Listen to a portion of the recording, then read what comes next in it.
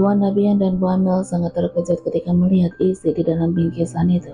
Di dalamnya hanya terdapat sebuah flash disk. Flash disk? Bu Amel mengerutkan keningnya. Dia membawa flash disk itu di dalam kotak bingkisan tersebut. Tuan Nabian segera merebut flash disk tersebut dari tangan istrinya. Ia merasakan tidak enak hati. Ada apa di dalam flash disk itu? Apakah ada seorang yang ingin memberikan kejutan untuknya? Tuan Nabian menyalakan laptop dan memasukkan flash disk tersebut. Di dalam sana hanya terdapat satu buah video. Klik. Tuan Nabian segera memutar video tersebut. Betapa terkejutnya dia ketika melihat video apa yang sedang dia tonton. Rupanya, video tersebut adalah rekaman CCTV kejadian 5 tahun yang lalu, yaitu ketika Selena menabrak Luna di depan gerbang mansion. Sebenarnya, waktu itu Bu Amel udah menghapusnya. Akan tetapi, The Darkness telah berhasil mendapatkan bukti kejahatan Selena melalui kamera CCTV yang ada di depan sebuah toko yang tidak jauh dari mansion milik Tuan Nabian.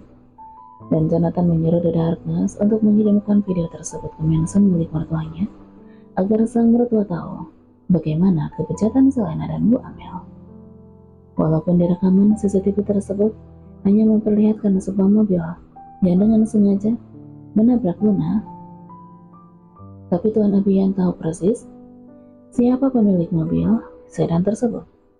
Mobil itu adalah salah satu mobil yang Selena miliki. Bu Amel menjadi tidak karuan. Ia merasakan sangat gelisah dan ketakutan. Ini telah ketahuan siapa yang udah menabrak Luna. Perang. Tuan Nabian melempar vas bunga ke samping Bu Amel. Dia menatap tajam dengan penuh amarah kepada istrinya tersebut. Jadi orang yang menabrak putriku adalah Selena? Tuan Nabian bertanya dengan nada membentak. Dia mengepalkan tangannya dengan sangat emosi. Maafkan Mama, Pak. Mama. Bu Amel berkata dengan terbata-bata. Dia tidak tahu apa yang harus dia jelaskan kepada suaminya itu. Karena udah terbukti dengan jelas bahwa Selena yang udah mencelakai Luna. Tiba-tiba terdengar seseorang masuk ke dalam ruangan kerja tempat Tuan Nabian dan Bu Amel berada. Rupanya Selena yang datang. Dia baru pulang dari hotel. Selena tidak tahu akan ketegangan yang terjadi antara ibu kandung dan ayah tirinya itu. Selena ingin mengadukan kebejatan Raphael Wilson kepada ibu kandungnya. Mama, Raphael Wilson tidak sebaik yang kita kira. Dia tega. Namun, Selena berhenti bicara ketika tiba-tiba saja Tuan Nabian berjalan ke arahnya. Dia menampar wajah wanita itu dengan sangat kasar. Pak, Papa? Kenapa kamu menampar Selena? Teriak Bu Amel. Dia tidak terima. Putri kandungnya ditampar seperti itu. Ah! Selena meringis. Memegang pipinya yang terlihat memerah bekas tamparan. Dia menatap ayah tirinya dengan tatapan kebingungan.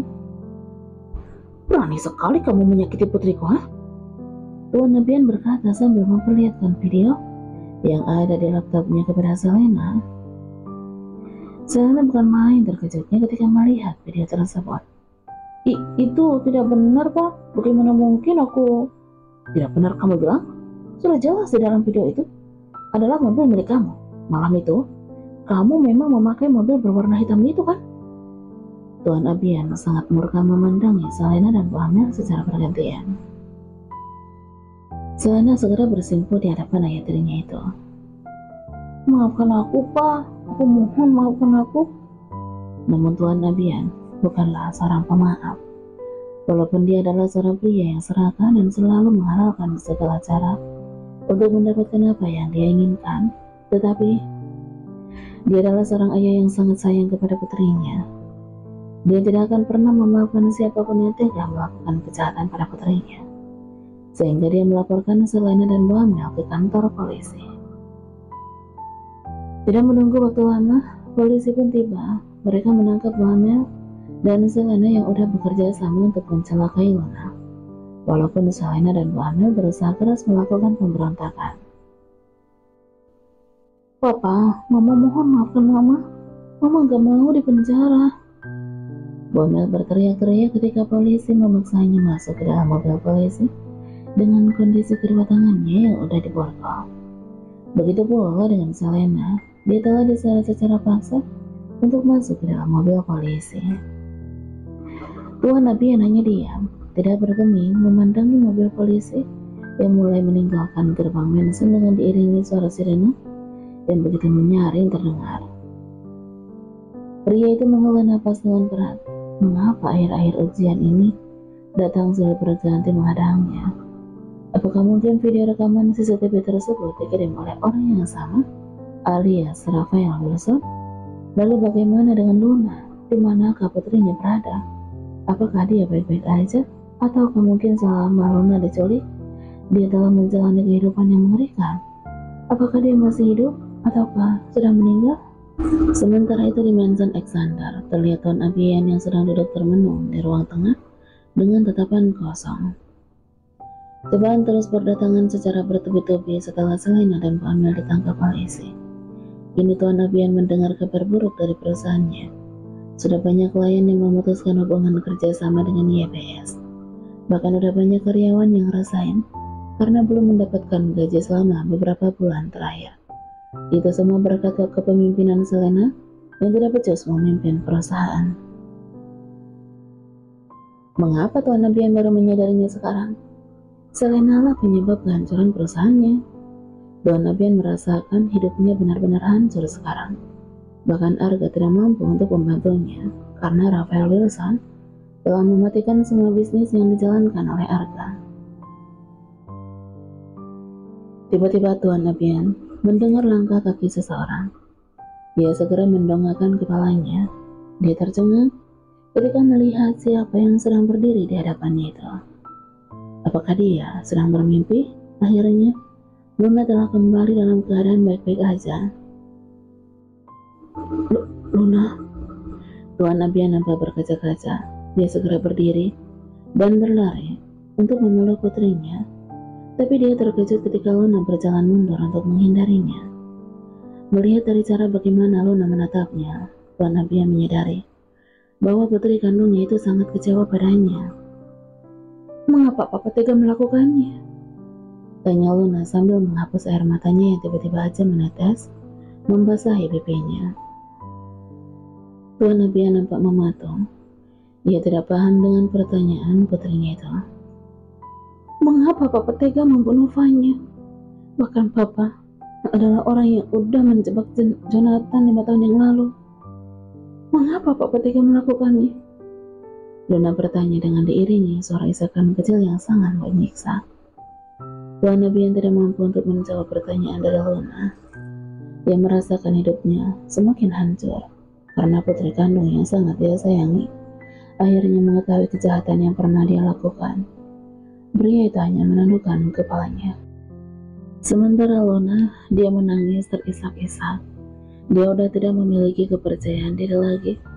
Jika dia harus berhadapan dengan Jonathan, dia merasa tidak pantas untuk dicintai oleh pria itu dan tidak pantas untuk hidup bahagia bersamanya. Papa melakukannya hanya untuk kebaikan kamu, Nak. Akhirnya Tuan Nabian memberanikan diri untuk menjawab pertanyaan dari Luna. Kebaikan apa yang Papa maksud? Dengan membunuh nyawa orang lain dan memfitnah orang yang tidak bersalah, sampai orang itu mendapatkan hukuman yang sama sekali tidak dia perbuat? Tuan Nabian terdiam kembali, menundukkan kepalanya. Kedua matanya nampak berkaca-kaca. Luna pun menghapus air matanya dengan lengan. Aku sangat mencintainya dan berharap hubungan pernikahan kami bisa terus bersama, menua bersama. Tapi Papa telah menghancurkan impianku. Aku udah tidak memiliki kepercayaan diri untuk bertemu dengannya. Rasanya aku sangat membenci diriku sendiri. Seandainya kami tidak menikah, mungkin dia tidak akan hidup menderita.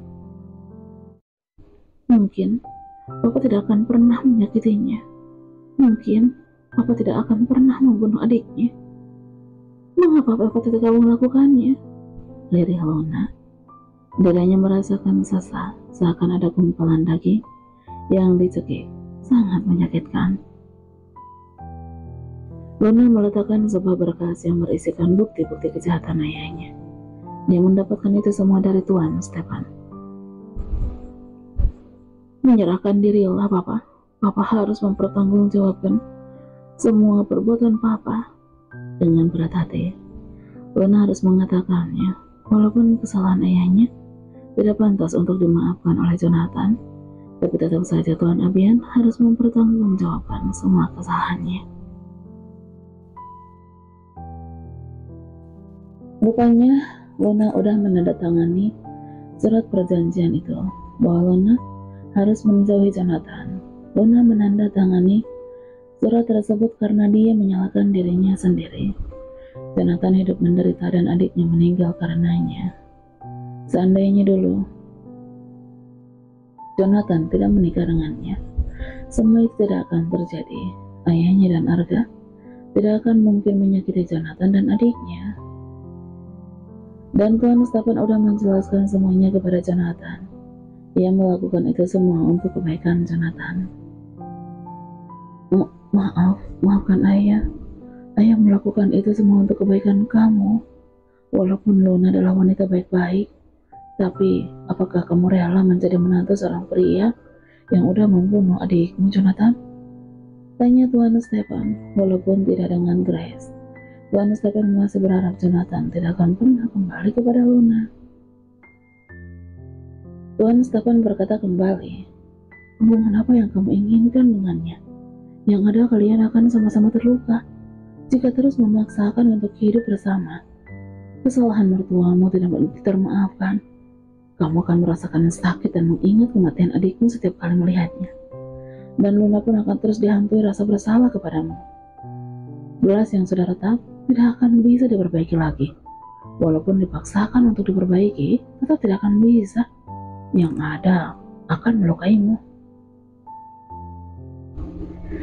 Jonathan menghela napas dengan panjang. Mengapa dia dan Luna harus merasakan sakit dengan kesalahan yang tidak mereka perbuat? Apakah akan sulit jika mereka hidup bersama kembali? Karena itu, ayah harap kamu lepaskan Luna dan kembalilah ke Italia. Kubur semua masa lalumu di sini. Kamu harus menjalani kehidupanmu sebagai Rafael Wilson. Namun Jonathan menggelengkan kepalanya. Sampai kapanpun, dia tidak akan pernah bisa melepaskan Luna. Walaupun hati mereka saat ini sedang sama-sama terluka, tapi dengan mereka hidup bersama, mereka bisa saling mengobati rasa sakit yang mereka rasakan. Selama 5 tahun aku menjalani hidup tanpa Luna, aku merasakan diriku mati rasa. Aku merasakan hatiku hampa, tapi semenjak aku bertemu dengan Luna kembali, hatiku bergetar. Aku merasakan hidupku lebih berarti setiap kali bersama dengannya. Jonathan berkata dengan mata berkaca-kaca. Kemudian, Jonathan melanjutkan perkataannya. Maafkan aku ya. Aku akan tetap berusaha untuk mempertahankan pernikahan aku dengan dia. Aku udah menyakitinya. Aku udah menorehkan luka di hatinya. Aku tidak akan pernah menyerah untuk mendapatkannya lagi dan memperbaiki semua kesalahanku. Setelah berkata seperti itu, Jonathan pun segera pergi meninggalkan markas milik ayahnya.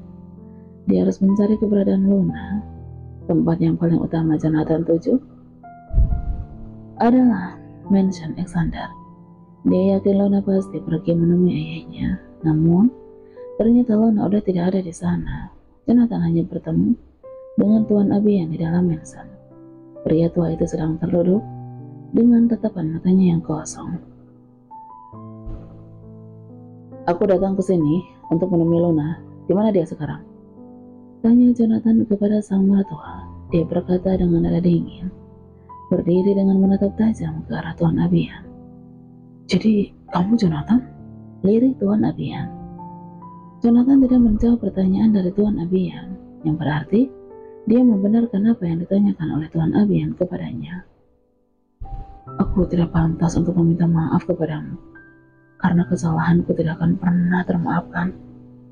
Tanpa aku sadar, aku telah membuat putriku sendiri menderita dan membenciku. Jonathan hanya menghela napas dengan berat. Dia tidak menanggapi apa yang dikatakan oleh Tuan Abian kepadanya. Luna sangat mencintaimu. Jonathan tertegun mendengarnya. Selama ini, dia memang tidak pernah tahu bagaimana perasaan Luna kepadanya. Malam ini, dia melarikan diri dari mansion demi untuk menemui kamu. mengapa aku baru menyadarinya sekarang? Semenjak menikah denganmu, aku melihat Luna yang awalnya selalu murung. Dia menjadi sering tersenyum, tapi aku telah menghancurkan semuanya. Tuan Abian berkata dengan suaranya yang bergetar dan menitikkan air matanya. Dia menyadari betapa bodoh dan kejamnya dia selama ini kepada Luna dan Jonathan. Tuan Abian segera bersujud di hadapan Jonathan. Luna tidak tahu apa-apa dengan semua kesalahan yang udah aku perbuat. Tolong jangan sakiti Luna, dan aku akan menerima semua hukuman yang udah aku lakukan. Lagi-lagi, Jonathan menghela napasnya dengan berat. Sungguh menyesalkan jika dia harus mengingat semua masa lalunya yang kelam itu, dan dia tidak bisa memaafkan kesalahan mertuanya itu. Dia menjauhkan dirinya dari Tuan Abian agar pria itu tidak bersujud kepadanya lagi. Lalu, di mana Luna sekarang?